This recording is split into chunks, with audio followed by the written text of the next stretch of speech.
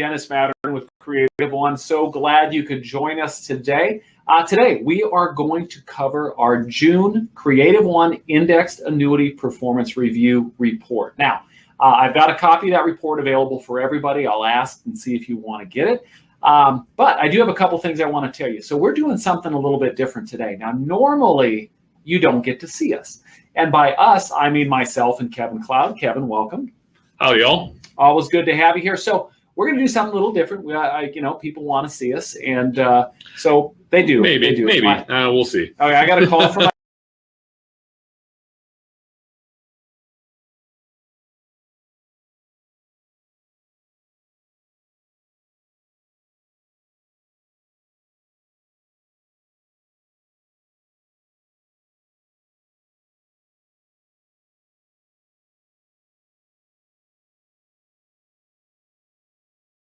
Use the Q&A box. So there's chat, there's Q&A. If you use the Q&A box, that's private, which means that only I see it and I will ask your question. Now, so what we're going to do is at the end of our presentation, we're going to walk through the economic outlook, what's going on out there in the world, or what has happened in the world, really, and then how it applies to different indices. We have a spotlight index that we're going to look at. We're going to break it down, pull it apart, and walk through what it is and how it works.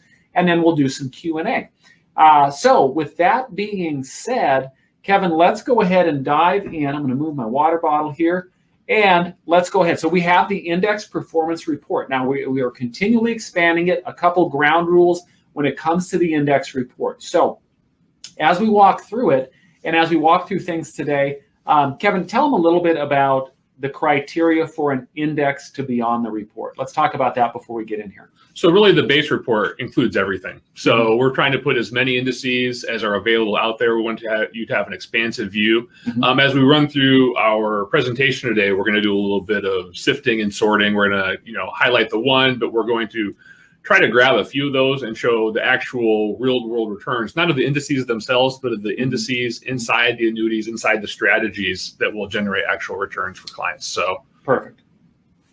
Now, as another thing, just so everybody knows, if you see Kevin looking to his right, and if you see me looking to his left, we are just a couple feet apart. So we always like to make eye contact because that's just how we talk. That's human nature. Okay, so let's dive in. So like I said, we're going to take a look at market performance.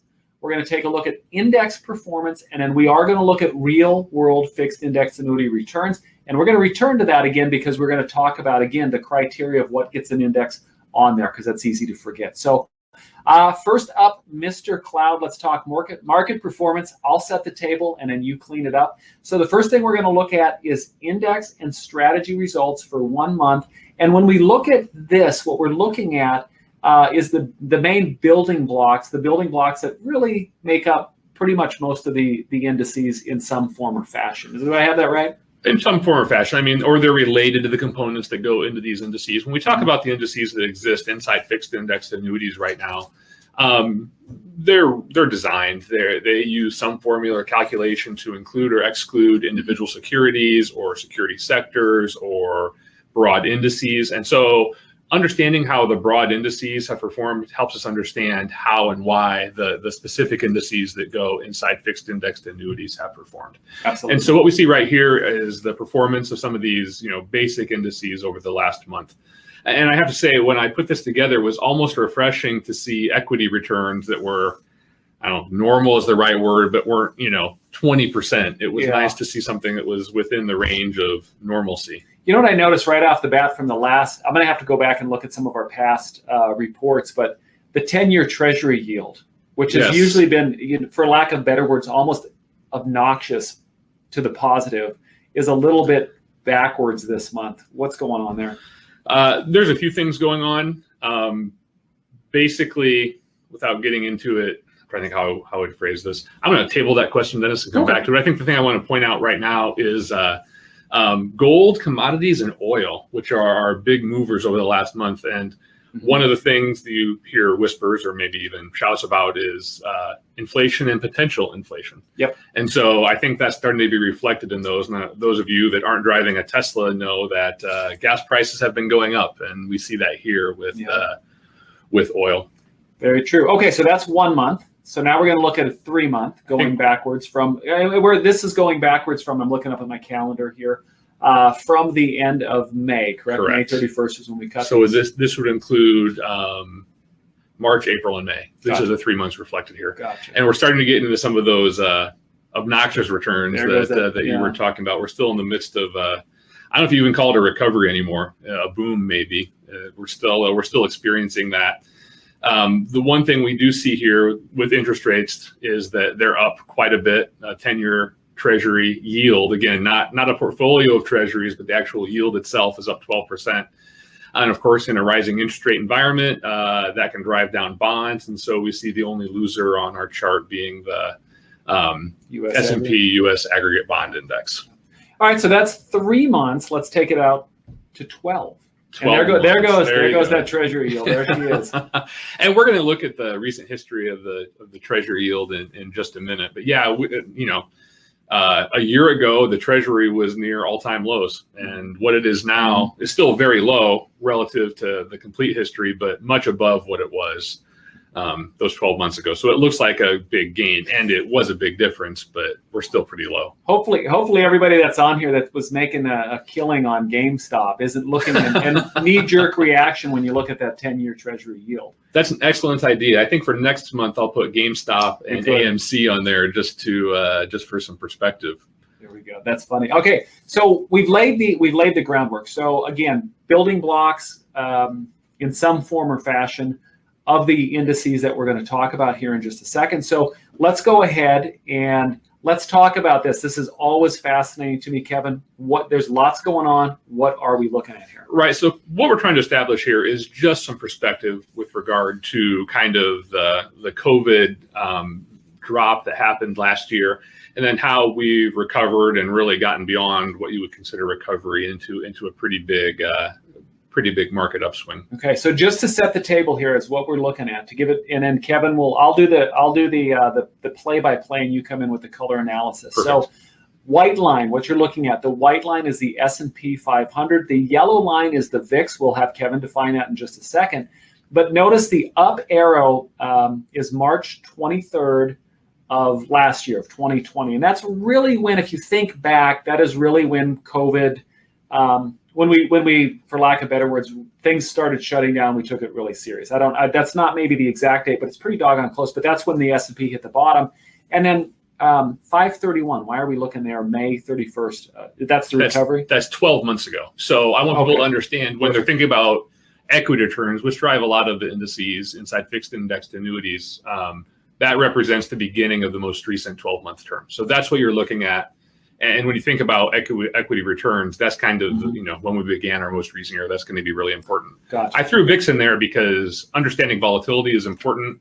We're going to talk about this in a minute, but volatility, of course, can drive option prices. And so understanding that volatility had huge spikes a year ago and has slowly started drifting down close to what it was pre-COVID, I think is an important perspective to have. And I think, to add to that, I think understanding options, and there's a great slide coming up. If you've never seen this, it's awesome.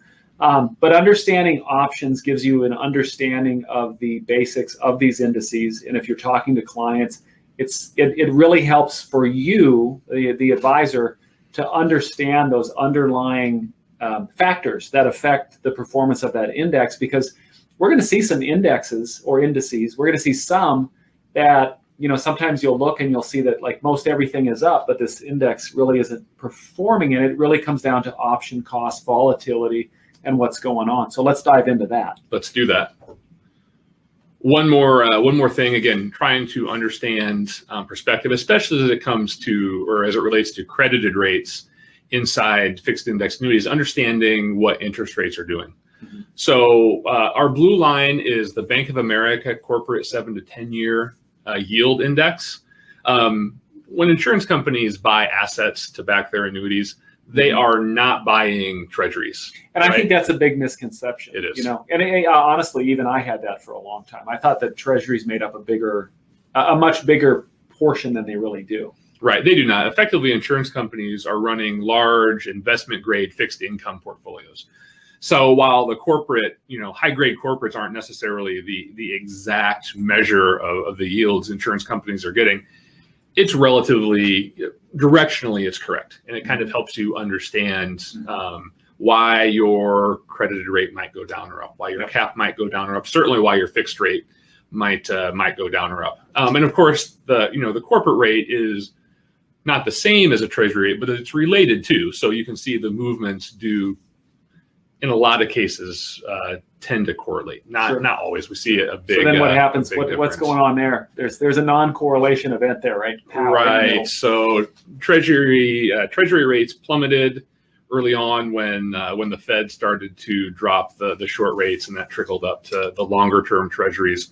The corporates jumped up right at the beginning of COVID for liquidity reasons, and then slowly came back down and kind of got back into line with Treasuries. What's interesting here and what's important to note is the space between the two lines. So that's basically the risk premium that someone gets for owning something that's not guaranteed by the U.S. government. Right. And so that spread is actually very important. That goes a long way towards what insurance companies can provide with regard to credited rate, and that rate has been shrinking. So actually go to the next slide and we'll be able to see that. So absent that one big shark fin about a year ago, the spread between corporates and U.S. Treasuries was around 2%, and it had been declining. We had the big spike, and then it kind of went back to its declining ways. And right now, what we have in recent history is really the lowest spread between those two rates. And there's a lot of reasons for it, but I think the big reason is there's just so much liquidity out there. Yeah. And so there's less of a premium being paid for owning a riskier security. Makes it a little hard on the carriers. Exactly. And we need our carrier. That's one of the things. I had a client once when I was in private practice that said, these companies, they're just out to make money. And it's like, well, yeah, you need to have, if you're going to have your money with a carrier, you want that carrier to be big, strong, and healthy. Not like it's a nonprofit and barely slimming by. No offense to any nonprofits, but you know what I mean? Like you need that carrier to be robust and strong, and that's where those credit ratings, all that comes to play. But they need to be making money. And so this makes it a little harder on them. Thank goodness for those actuaries that are keeping those companies profitable and safe, Dennis. They're real heroes, if you ask me. Vanguards in the vanguard defense of our insurance industry. Okay, so let's dive in. Let's talk index performance. And right. So what we're going to see, folks, and I'll let Kevin give us the color. I'm going to do the analysis, if you will, or the facts. If you look on the left side, so we're going to do 1 month, 3 months, 12 months, looking backwards. And what you'll notice is that same graph we talked about before on the left, same chart, the building blocks of these indices. And then when we look over onto the right side, when you look to the right side, you are looking at the performance, the pure performance. Correct, pure performance, however you want to say it. The actual return of these different indices. And then again, these are indices that are available on annuity products. All of these indices are currently available inside annuity products. So you could go and have these indices reflected right now if you wanted to. Gotcha. So the thing I think is really reflective of what we talked about, you see right at the top is gold, right? We talked about our inflation concerns. And so a gold ETF would naturally reflect that. And then you see some moderate to good returns from the remaining indices, which are largely equity-based. And that makes sense, right? We see how our equities have performed, and we see somewhat similar performance from those indices that do reflect equities largely. Gotcha. Okay, so that's 1 month. So let's take it to 3. So again, the same criteria. We're looking at the 3 month backwards on the building blocks, if you will. Kevin, let's go down the right. Right. So you see a few things. You see real estate. Real estate had really been challenged during COVID, and it's been recovering. And so what you see there is, real estate starting, experiencing some of that recovery. And after that, you see a bunch of equity types of indices, which, like we've talked about, your basic equity indices, your Dow Jones, your S&P, have all done very well, and that's kind of reflected here. Nice. Okay, let's take it out 12 months. All right. They're really important returns. Again, no great surprise over the last 12 months. And you saw the chart we had earlier with regard to the S&P 500. Equities have done really well over the last 12 months. Some of it recovery, some of it, call it boom or whatever you want to call it. They've done really well. And so you see here the Russell being the smaller companies, but really just your your typical equity indices doing very well. Towards the bottom, you see some of the designer indices start to pop up, but it's really been the mainline equity indices that have performed really well. Gotcha. Okay, so from there, so we've looked at those. Now we're going to dive into real world fixed index annuity returns. Yes. So again, just to preface here, as we dive into this, I just want to remind everybody to make our list, to make our report.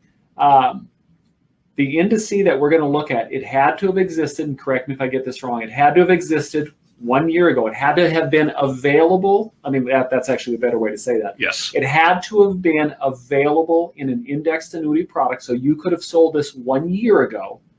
And then it also has to still be available for renewal. Do I have that right? Everything you said was exactly correct. I think Okay. This is our 7th or 8th different Careful. Well, I don't like where this is heading. I'm not going to do this anymore, Dennis. You've got it covered. So I'll just hand you the You have slides. to have actuaries. Okay, so we're looking at, so Kevin, what are we looking at here? 1 year results. All right. So like you talked about, these represent indices that are available inside FIAs and were also available 12 months ago. And we do this for a few reasons, but really the main reason is because we're going to show you actual credits that would be made inside actual annuities. So the index had to have been available 12 years ago. It had to have a credited rate, a par, a cap, or a spread, in order to actually be realizing client credits right now. And then just to also throw this in, this isn't everybody. The report has more than this. Correct. So the main report that we send out, the PDF that you all get, or if you don't get, we'll get it to you. The main report we send out has, almost the universe of indices available. So it was nearly 100 indices last time I checked. And speaking of that, I don't like to send things out to folks that don't want it. So I'm going to put a poll out. And if you already answered it, please re-answer it. But this is going to pop up on your screen. Let me know if you want a copy of the report, or if you're here to just check it out and you don't want to get a copy. That's totally cool. But if you want me to email you a copy, we are recording today's presentation so that you can look back on it if you want. And then if you do want a copy of the report, please just click yes, and I will make sure that you get a copy of that. So it'll go out there. And okay, so continue on. So we've got the 1 year up here. We've got some selected ones. Right. We've got all those indices that met our criteria that we talked about, and their the index change over the last 12 months. So that's what we're looking at right now. This should be representative of what we've already talked about. Some really great equity returns have driven a lot of really positive returns. All these indices are positive. Note that. So important thing to know. So let's go ahead and so we've got the raw indices. Raw indices are great, but as we all know, no one's getting the raw index performance inside their annuity. We need to apply that par or that cap or that spread to get to the the real world credit that clients would have received. So why don't we pop to the before I pop to that, I do want to say one thing. If spread, cap, fee, participation rate, if that's something that's a little foreign to you, let me know. We have a great webinar piece that we put together where we walk through and explain how that works. So if you're an admin for somebody, or you want to share that with somebody that you think, some advisor, not a general member of the public, but we do have that available too. So, okay, so let's add them in. Boom. All right. So, we've talked about the change in the index. Now here is the strategy and then the factor that goes with it that was available for all of these indices 1 year ago, right? So this isn't back testing. These are actual returns. We're not taking the factor that's available now and then pushing it back on previous performance. These are actual factors available 12 months ago that we're applying to the performance over that 12 months. Which I think that not to be cynical, but I think that's one of the benefits of doing this conversation we're having, because you can actually see it's not cherry picked. Right. We're just talking the facts here. And then it also, when we look at this, I'm always fascinated by the fact that you can see, and correct me if I'm wrong, this is just a layman's version of how when I look at this, what I see the ability, I see the difference in how costly, the options are, and how the different factors that the carrier has to apply because they have to make their money, and it just tells me that it's volatile. So we'll go ahead and keep going. And just for the record, Dennis, I will always correct you if I need to. It's a big job, but I will take care of you. Like it, darn actuaries. Ready for the next one? I am. Let's throw up those strategy and pricing. Which perfect segue. Yeah, exactly. Perfect segue. You talked about this, so it's a good time to address this. So when it comes to the factors that are available inside indexed annuities, no insurance company is investing directly in any of these indices or assets backing indices. Correct. They're buying options, right, to give them the upside or part of the upside of the index without any of the downside. So those options have a cost, right? So you go out and you buy those. And there's really two principal drivers of option cost. One is volatility, and then the other is underlying interest rates. And it's really easy to remember. If volatility goes up, option prices go up. If interest rates go up, option prices go up. Volatility is a much bigger driver, but both are important. And so, we looked at that chart of the VIX a few slides back, and we saw how it popped, right? So that means if it was an index where the volatility wasn't controlled, so those would be your base indices, your S&P 500, your Dows, your Russell's 2000s, that volatility popped a year ago. And so what happened is those option prices went through the roof. Those got really, really expensive really quickly. And I'm sure the people on this call remember that participation rates went way down on those indices when that happened. What you also might remember is that the volatility control type of indices didn't really move that much. They might have moved some, but that's because, as the name implies, the volatility level for those indices is fixed. And so that volatility is effectively a non-issue when it comes to the option prices for those. It stays the same. So the option prices stay very stable. So that's an important distinction to make. So if a person wanted for academic fun, they could go back, look, and see, they could see how volatile the options. I mean, it's not a direct correlation. It just would be like quick math, Sure. Just to glance, and you could be like, wow, that index did great, but the par rate that was offered was really, really low, which then would, basic like A equals B, so B equals C kind of logic would tell you that the option prices on that must be expensive. Right. So if one were, so inclined, you could go back, find a specific carrier, a specific product that offers a participation rate strategy on both like the S&P 500, but then also on a volatility control index. You will absolutely see this behavior over the last 18 months. You will see exactly what you just said. Now, using that same kind of basic logic, you can tell that I've been hanging. That sounds interesting to me. So clearly I've been hanging around with you and other actuaries too much, because that sounds pretty fun. We'll get you your honorary actuary card any day now, Dennis. All right. Okay. Trucking along. So, and of course, the other thing that matters is, yes, how much do the options cost, but then also how much is the company spending on options? Both those factors are important. And there are proxies for the option budget. Fixed rate might be a proxy, or you can reverse engineer like an S&P cap to kind of figure out how much they're spending on options in rough terms. But it's like going to the grocery store. How expensive are your groceries, and how much are you willing to spend on groceries for that week? So question, this is one just for clarification. Tell me if I'm wrong. Go for it. So when I see an index or a carrier that's offering 125% participation. Yes. Am I correct to assume that what's happening with your grocery store analogy is they've got $10 to go to the grocery store to buy 10 gallons of milk, but when they get there, they find out that milk is on sale and their $10 can buy more milk? Is that why we're getting those when a company is that am I right on that? In fact, I wouldn't say necessarily on sale, because that implies options could go on sale, but you get the idea. You got $10 to spend. Milk only costs $8. What are you gonna do with that extra $2? I'm gonna buy some more milk. And are carriers obligated with that when they have their option budget? They can't just pocket that. They have to spend it. The budget is set, or every insurance company is going to vary. That's going to get into the weeds on kind of how insurance companies want to operate. Gotcha. So I won't give away any of those secrets today, but it can vary wildly is kind of the short answer. Gotcha.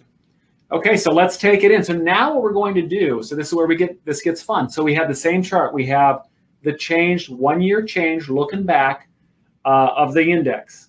Then you see the strategy and whatever the factor is. So maybe it's a spread with a factor, or maybe it's a participation rate. So par, shorthand for participation rate, par with its factor. But then if you look, the column on the right in each of these two columns, or each of the two charts, you'll see the actual credited rate.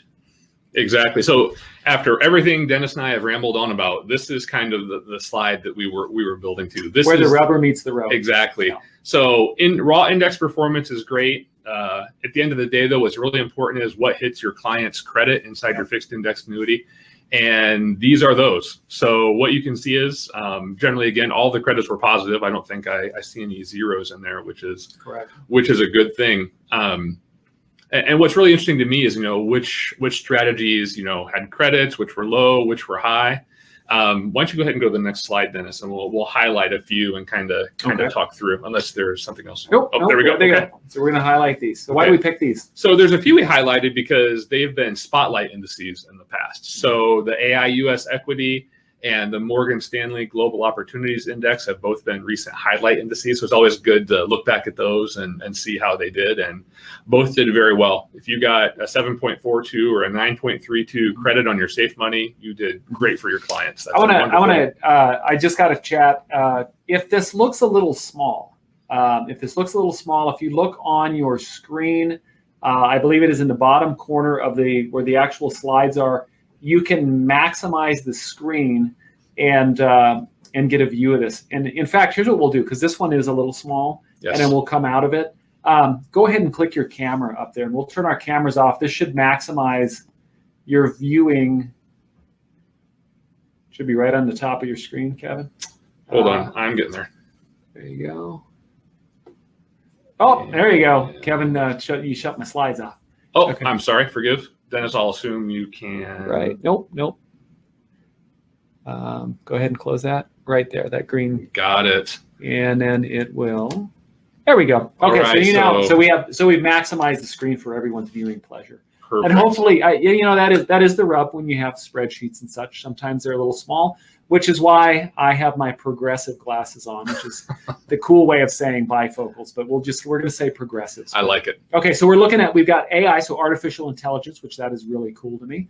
Morgan Stanley, and then we've got two NASDAQs over there. Why? What's going on? So, NASDAQ has kind of been one of our example indices over this last year because NASDAQ has had some crazy good performance. It makes sense. All the tech companies that did really well during the pandemic. So it's had some really good returns. But the question has been, would your client be actually able to access those returns inside an FIA? So there was a NASDAQ 100 strategy available. A year ago, it had a cap of 2.25%. So even though the NASDAQ 100 did gangbusters, the only direct way to access those returns was through this one strategy that was capped. So it's important to point that out and understand that when you're talking about the NASDAQ. And that is a good example of that volatility, right? Yes, volatility on NASDAQ was absolutely huge a year ago. And so it was just very little a company was able to do to hedge that. So we see very modest performance. Now contrast that with the NASDAQ FC, which is a NASDAQ-based designer bespoke index that has volatility control on it. So the raw return on the NASDAQ FC clearly wasn't nearly as good as the raw NASDAQ 100, but you could get a 70% participation rate on it. And so at the end of the day, you got a much better credit for your client in that than you would have on the raw NASDAQ 100 with a cap. Yeah, absolutely. Yeah, so that is so fascinating to me. And then, so walk us through the Russell. So the Russell, so that there's a difference there with the NASDAQ 100, the NASDAQ with the volatility control. But you go down to the Russell, and we're looking at the Russell 2000 pure. Right. This is just the straight Russell 2000, which was available as a par and a cap form. I think this is mostly interesting because it contrasts par and cap, but also goes to show you that even a modest participation rate of 20%, which, frankly, if I were allocating a year ago, I probably would not have gone to that. Yep. So I was wrong, would have yielded a really good return to your client. So a few things to take from that. Number one, it's important to have a fairly broad allocation in your products, not just type of, or not just indice, but how the strategy factors are being applied. So important to note. And the beauty, the other thing too, because this is where sometimes people will say and that's, by the way, if you're ever working on a case, you're ever building something out for a client, you need help with a proposal, we have sales teams that this is all they talk about all the time. And they have the ability to walk you through the different indices and talk about it. But even more important, though, is they get the question all the time, like say with this Russell is a perfect example. Hey, Kevin, should I be in a par or a cap? And the answer is Yes. Yes, the answer is yes.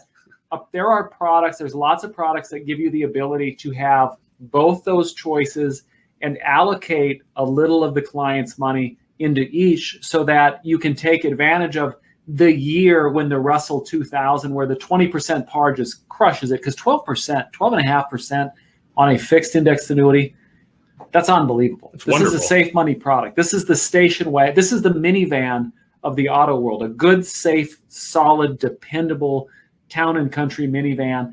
And there will be a year where that cap does better, potentially. And so that way you can have both. And that's really one of the beauties of the modern products that we have now. Yeah, and you made a really wonderful point. We talk about index credits inside FIAs. And remember, so you had your choice of safe money products a year ago. You really had bank products and CDs, and you had a fixed indexed annuity. I guarantee you no bank product had a 12% credit last year. Yeah. So that really fulfills the promise of the fixed indexed annuity. It does. And you didn't have to settle for, the 50 basis points you could get in a money market. I think we got a really good question here, Dennis. That there's two I want to address. I'm going to make one more comment. Okay. I do so I'm getting a little long in the tooth. And so when I see a 12.5% return on a fixed index annuity on an annual bucket, that is awesome. But it also brings out the dad in me that says, like, well, hang on now, because over the long haul, that's not what this product is really. I mean, that's awesome. That's awesome. Celebrate, pop a champagne bottle. But remember, this is a safe money alternative vehicle. It's not, don't expect 12.5%. It's a safe money. Right, product. It's a safe money vehicle. So here's what I would kind of not to rain on parades. No. So what should you expect from a fixed indexed annuity? And over time, I doubt any indexed annuity is going to average 12%, at least not in current interest rate environment. It would just be very, very difficult. Mm-hmm. But we want it to be a safe money vehicle that averages more than you're going to get at a bank. So is that 4%, 5%, maybe 6%? Yep. That's great. You got a 12. Maybe you're not going to get a 12 next year. That's fine. You've done very well this year. Over time, we expect this product will do better, like I said, than a comparable safe money product you might get at a bank. Yep. And so you get a 12. That's great. Sit on that, enjoy it, but look for that stable return over time. It's going to get you, that 4, 5, or 6. Now I'm going to ask you. There's two questions okay. that have popped in. So one of them is there a list of carriers that offer the highlighted indices? And what I want to say two things. Okay. One. That's why we have our sales team. So give a call in. You can talk. They can walk you through that. But caveat, asterisk. What do you think I'm going to say? Dennis, are you going to mention the reverse list of carriers and indices that you've been begging me to create? No, but that's a great point. No, what I was going to say is, remember, today's past performance is no indication of future results. So we don't want to chase yesterday's hero. Correct. So because again, you're looking back and we're highlighting these ones for different reasons. Yes. Because if we look through this list, one of them that's not highlighted is, the good old fashioned S&P 500. It's right below the Russell 2000. I appreciate that it's a little hard to see because of the colors and such. And they're not bolded, they're not spotlit, but that would be the highest performer, but we don't know what the future holds. Neither Kevin or myself are Punxsutawney Phil, that famous groundhog that sees his shadow. So we're not giving future indications. So bear that in mind. But let's go to the other question then, which is, do the indices change ranking in regard to performance over a period of time? I.e., a higher performer 1 year ago would be a low performance today. What a perfect question based on your last comment. And the answer is a resounding yes. An indice that's doing well today may very well be an indice that does not do well next year. And so a few things to take from that. Like Dennis says, please don't index chase. You see one that did really well, one that did really poorly. That doesn't mean you should go into the one that did great. It means you should still be in both, in my opinion. Or inversely, if you do anything with securities, you've probably heard like the dogs of the Dow, theory of picking last year's mutt, if you will. Yes. Because those, there are some people that'll say those will be your best. The lowest performer this year will be the best performer next year. I don't know that any of that really necessarily applies. Maybe it did 70 years ago when no one had access to information, but some of those things just don't really necessarily apply. But so So basically what we're saying is the beauty of the modern indexed annuity, the fixed indexed annuity, is the ability to diversify. Yes. Yeah. Use what the carriers give you. Most carriers are giving you several different indices and several different strategies on those cap, par, spread. Utilize them. Yeah. They're there. You don't know what's going to do well. I don't know what's going to do well. I know something will probably do well. Take advantage of your menu. And we're not looking for home runs here. We're looking to move players around the bases and slowly ring the score up. We hit a home run one year, awesome. But again, we're trying to get people around the bases. Okay, that's all my baseball analogy because I don't really follow baseball. Okay, so now Kevin, this is 2-year. So tell us about that. So 2-year strategies are important as well. A lot of carriers will offer 1 and 2-year versions of the indices. So we want to look at 2 years as well and kind of see how they've done. And so we've highlighted a few. We highlighted the Barclay Trailblazers Sectors 5. We did that as a highlight index a few months ago. One thing I want to point out is that these credits are raw 2-year or total 2-year credits. So you see that 9.32% for our Barclays Trailblazer example. That's the total credit you would have gotten over for 2 years. For 2 years. So 2 years. That's important. Right. All these indices were available 2 years ago to make this list. We talked about the 1-year criteria for our other list. Yep. So indices here, this had to be available 2 years ago, and it has to still be available today.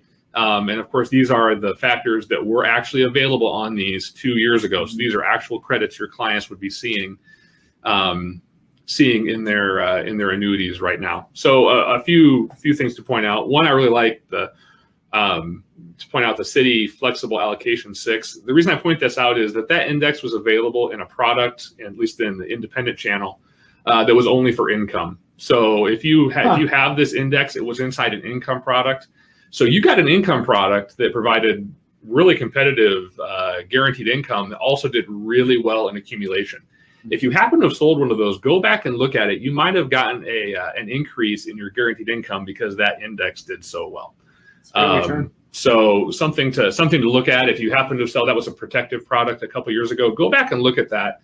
You might have gotten a pleasant surprise, not just on accumulation, but on guaranteed income going forward. Merrill Lynch RPM, a really good 2-year return. That was a highlight index. Zebra Edge was also a highlight index. Now, Dennis, I violated my rule here a little bit. Usually these are indices that were available 2 years ago and are still available today. The Zebra Edge was replaced by the Zebra Edge 2 a couple I was going to months ask you ago. about that because I know that's going to get a little complicated going forward. Yeah, so I will probably remove that at some point, but it's still kind of it's an index that is of interest to people, and I think it's kind of worth looking at a little bit. Like I said, it's been phased out, so I will probably do the same. But I thought it was still important to folks, so I left it in. Now, so we see at the bottom the S&P did fantastic. But a question for you, so we keep us going here. What about 3?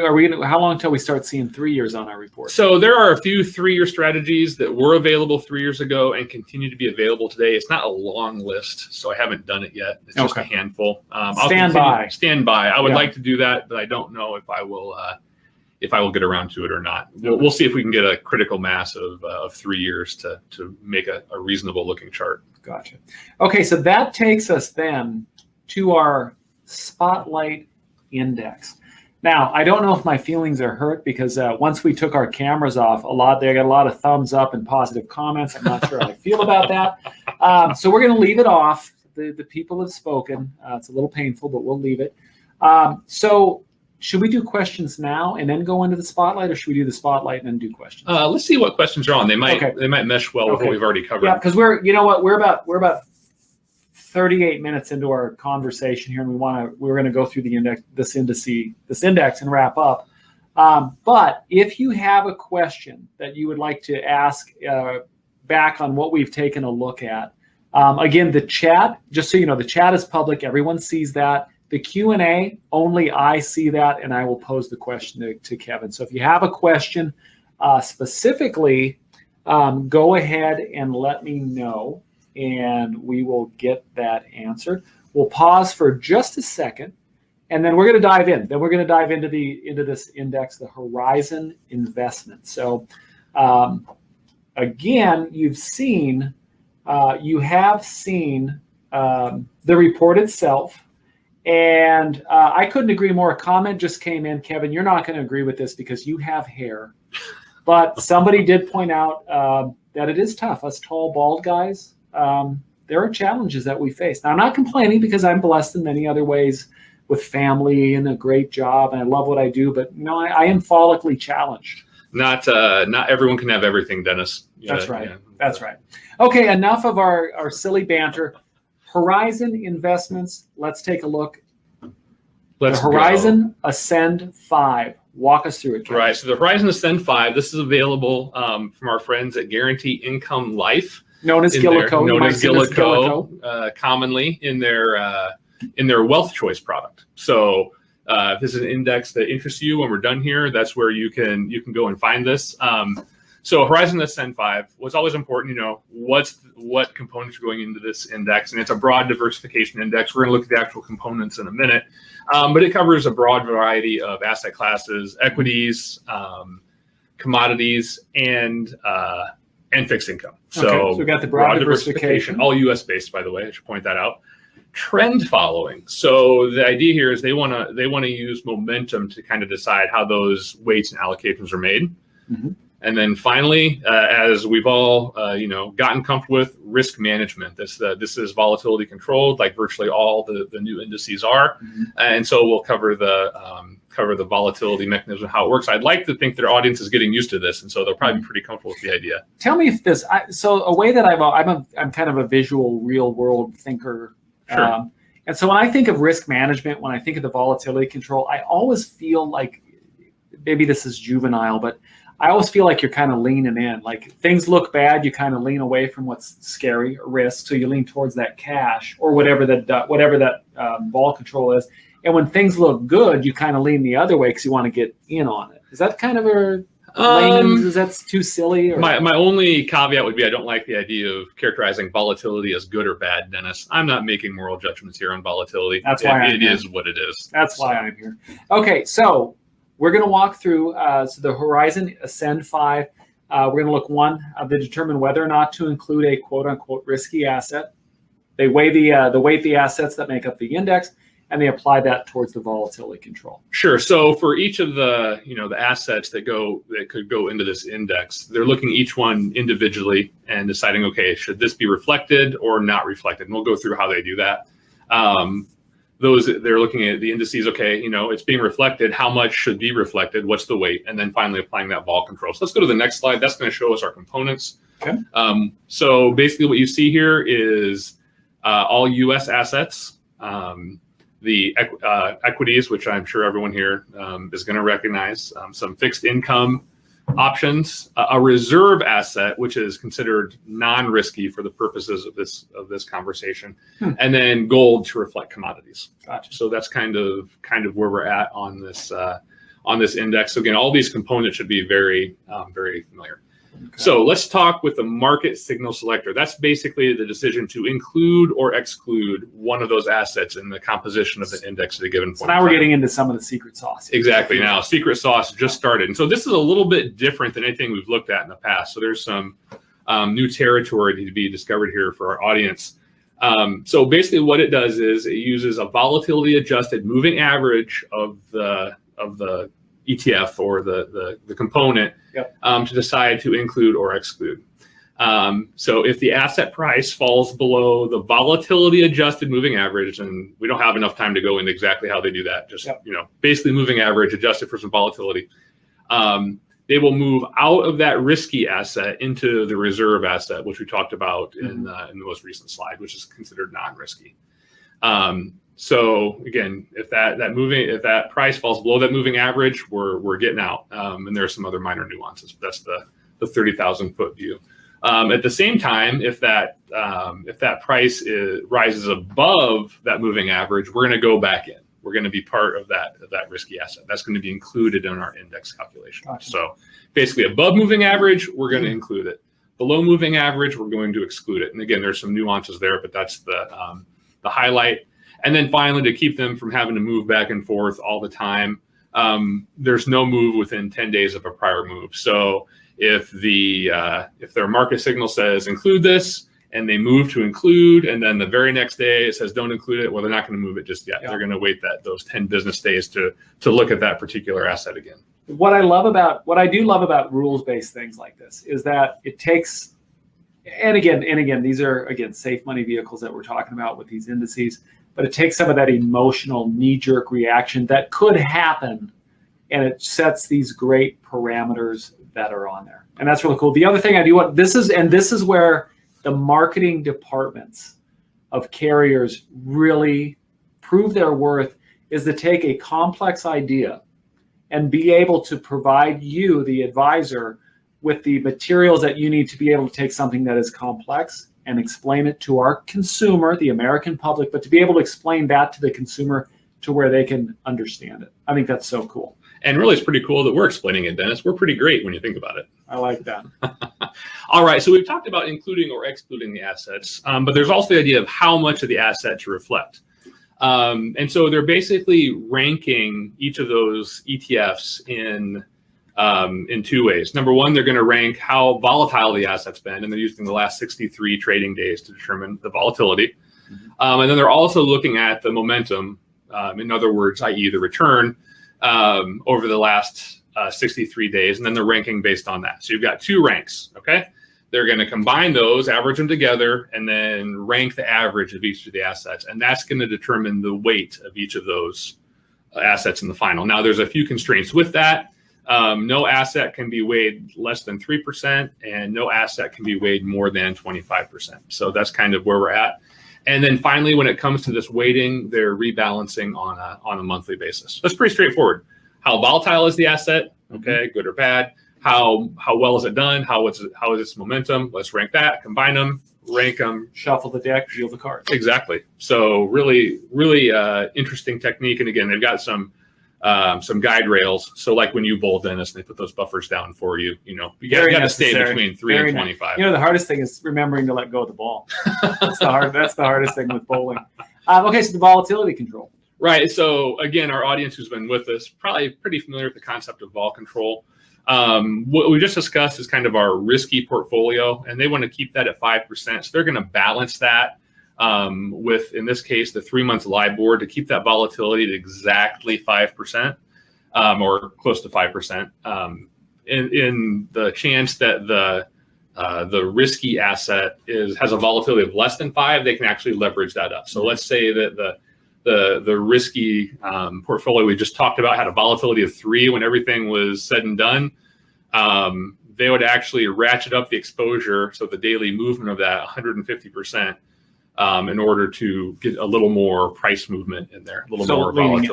Leaning into it. That leaning in. We've talked about that in the past, and I think virtually every index that we've seen has this mechanism in it to keep that volatility as stable as possible. So let's we've got a nice little chart here. Right. So after all that talk about calculations and market signals and weightings, what does that actually look like? So there's 2 examples here that actually come from the brochure on this index. That's a great example. That is a great example. It is. So it shows you during a low risk, there's a high allocation towards our equities and our fixed income and our commodities, and nothing in cash. So you see that cash is out and there's virtually 0. Now, remember March 2020, which was, I guess we're grateful we had that period of high volatility so people can make examples like these, but completely out of equities, completely out of commodities, you were largely cash and treasuries. That's one of the better visuals I've seen on this, to be honest with you. I think it's very relatable because everyone remembers March 2020, and you may not remember August 2017 specifically, but you'll probably remember it was, good and calm times. And you can kind of see how it would be reflected. Yeah, so I agree. It's a really great visual. I like that a lot. And then finally, let's look at performance. So you've got a few lines here. The blue is our spotlight index. The horizon descent 5. Green is S&P 500, and then is that purple? I guess my eyes are getting as bad as yours. That's actually kind of orange. I would say that's in the brown family, to be honest with you. Yeah, that aggregate U.S. equity ETF. Aggregate U.S. equity ETF. So you can kind of see how it's performed. It hasn't performed up to the level of the S&P 500, but we don't expect it to, right? Yep. This is our volatility control. You know And what it does have? We're not asking it to. We're not asking it to, right? And guess what? It's got a way bigger participation rate than you can get on the S&P 500. So let's go to the next slide where we can kind of break that down a little bit. Here are the annual performances of the index and its two comparative indices, kind of in number form. There's a lot of gobbledygook there, so we kind of broke it down. Right now, you can get this product at a 100%, or I'm sorry, this index inside a product that has 100% participation. Over the last 5 years, at 100% participation, it would have averaged 7.6%. Last 10 years, 6.37, and then last 15 years, 6.27. So a good, consistent, high performer that you can get 100% participation rate on right now. Mm-hmm. Mm-hmm.